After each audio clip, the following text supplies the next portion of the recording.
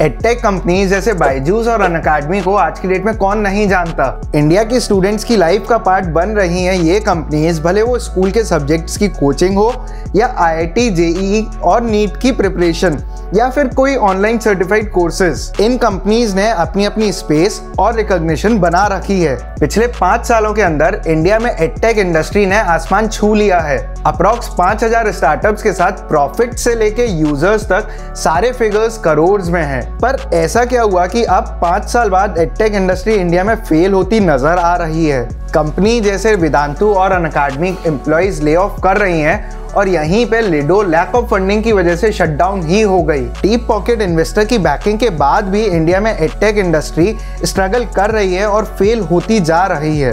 एक टाइम पे $1 बिलियन की वैल्यूएशन वाली इंडस्ट्री आज स्टार्टअप्स का ग्रेवयार्ड बन गई, जहां अब सिर्फ 3% स्टार्टअप्स को ही फंडिंग मिलती है। एडटेक इंडस्ट्री का फेलियर समझने से पहले हमें ये समझना है कि कैसे सडनली एडटेक इंडस्ट्री एक $1 बिलियन मार्केट बन गई, और इसे समझने के लिए बहुत ज़रूरी है फिजिकल क्लासेस और ऑनलाइन क्लासेस के बिजनेस मॉडल का डिफरेंस जानना। इनिशियली फिजिकल क्लासेस में आपको regular staff, classroom, proper electricity, housekeeping और बाकी बिल्स के साथ मेजर एक्सपेंस मार्केटिंग में इनकर करना पड़ता है, जिससे आपकी ओवरऑल कॉस्ट शूट अप हो जाती है और मार्जिन लो हो जाते हैं। मार्केटिंग एडटेक इंडस्ट्री का मेन पिलर है। स्पेशली 2016 से पहले जब फेसबुक और इंस्टाग्राम का यूजर बेस इतना ज्यादा नहीं था, तब बिलबोर्ड्स, न्यूज़पेपर एड्स जैसी एडवर्टाइजिंग मेथड्स को यूज करना पड़ता था, जिनकी एंकरिंग कॉस्ट कंपनी की नॉर्मल वर्किंग कैपिटल को इंक्रीज कर देती थी। 2016 में जियो के लॉन्च के बाद इंडिया में डिजिटल क्लासेस का ट्रेंड शुरू हुआ और ये बिजनेस मॉडल काफी प्रॉफिटेबल भी साबित हुआ। इसमें ना तो क्लासरूम, एडमिन स्टाफ, हाउसकीपिंग जैसी चीजों की नीड नहीं होती, सो रेंट, सैलरी और इलेक्ट्रिसिटी बिल्स की कॉस्ट सेव हो जाती है। फिजिकल क्लासेस के कंपैरिजन में आपकी रीच लोकल लेवल से हटके इंडिया लेवल पे हो जाती है। एडटेक इंडस्ट्री के अकॉर्डिंग आप कस्टमाइज्ड कोर्सेज ऑफर कर सकते हो, जिससे यूजर्स अट्रैक्ट होते हैं और एक सेंस ऑफ अंडरस्टैंडिंग क्रिएट होती है। सारे ऑफर्स के बाद भी आपका कस्टमाइज प्रोडक्ट एक लोकल ऑफलाइन कोर्स से सस्ता पड़ जाता है। एडटेक प्रोडक्ट का बेस्ट पार्ट होता है आपका प्री रिकॉर्डेड लेक्चर्स, जिससे सैलरी तो बचती ही है, आप जो टीचर का टाइम है वो डाउट सेशन में कन्वर्ट कर सकते हो। सिर्फ यही नहीं, बल्कि जियो के लॉन्च के बाद आपकी बिलबोर्ड्स, न्यूज़पेपर एड्स की कॉस्ट तो बचती ही है, बट डिजिटली फेसबुक और इंस्टाग्राम एड से आपकी रीच भी बढ़ जाती है। Millions of parents and students को कुछ सेकंड्स के एड से कन्वर्ट किया जा सकता है। बट यहाँ मेन रोल आता है सेल्स टीम का, जिन्हें लीड को कन्वर्ट करने में पूरा ध्यान रखना पड़ता है, जिससे cost of acquisition of customer काफी लो रहे। कस्टमर एक्विजिशन कॉस्ट एक ऐसा टर्म है जो सिर्फ एडटेक इंडस्ट्री ही नहीं बल्कि सारी इंडस्ट्री का गेम बदल सकता है। Customer acquisition cost basically leads को कन्वर्ट करने की कॉस्ट होती है। 2017 के अराउंड एडटेक इंडस्ट्री के लिए ये कॉस्ट 10% ऑफ रेवेन्यू की थी, जहां कंपनी 70% के प्रॉफिट्स अर्न करती थी। एडटेक इंडस्ट्री हाईली प्रॉफिटेबल थी with low working capital, maximum reach और most importantly high entry barriers, जिससे कंपटीशन कम था।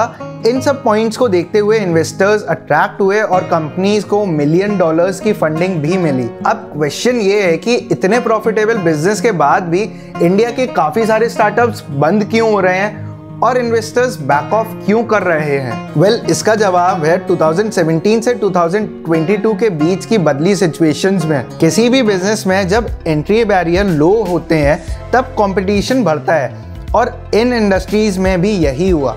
जब कोर्सेज चीप होते गए और सेलिंग इजी होती गई, तब सबने वीडियोस बनाना और लेक्चर शूट करना शुरू कर दिए, और मार्केट में सारे प्लेयर्स के पास $1 मिलियन की फंडिंग भी आ गई, जिससे बेसिकली 2 चीजें हुई। पहली, सोशल मीडिया प्लेटफॉर्म्स पे एक ही टाइप के कोर्स के काफी सारी एड्स होने की वजह से लीड्स कन्वर्ट करने की कॉस्ट रेज हो गई और सबके पास फंडिंग अच्छी खासी थी, जिससे एक प्राइस वॉर शुरू हो गया, जिससे customer acquisition cost 10% of the revenue से 70% ऑफ रेवेन्यू तक शूट अप हो गई और कंपनीज लॉसेस इंकर करने लगी। एंड एग्जैक्टली इसी टाइम पे पेंडेमिक आ गया और पूरा एजुकेशन सेक्टर ऑनलाइन क्लासेस को अडेप्ट करने लगा, और इसी चीज को देखते हुए कंपनीज लॉस बियर करने के लिए भी रेडी हो गए, क्योंकि उन्हें एक चीज तो पता थी कि यही बेस्ट टाइम है लोगों को ऑनलाइन क्लासेस की हैबिट डेवलप करवाने के लिए, which led to more ads, more discount, more funding, more hiring and सबसे important more players in the market. But जैसे ही पेंडेमिक खत्म हुआ और स्कूल, कॉलेजेस रेगुलर वर्क करने लगे,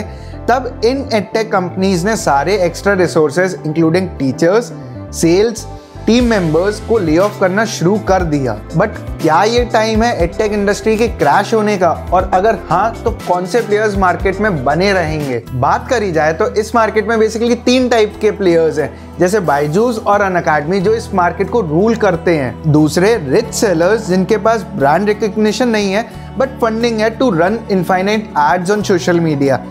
ये कंपनीज बेसिकली एडवर्टाइजिंग पे डिपेंडेंट हैं। And then comes the most powerful players of this industry, जिन्होंने अपनी ब्रांड रिकॉग्निशन के बेसिस पे अपनी पोजीशन 0 से टॉप तक बनाई है।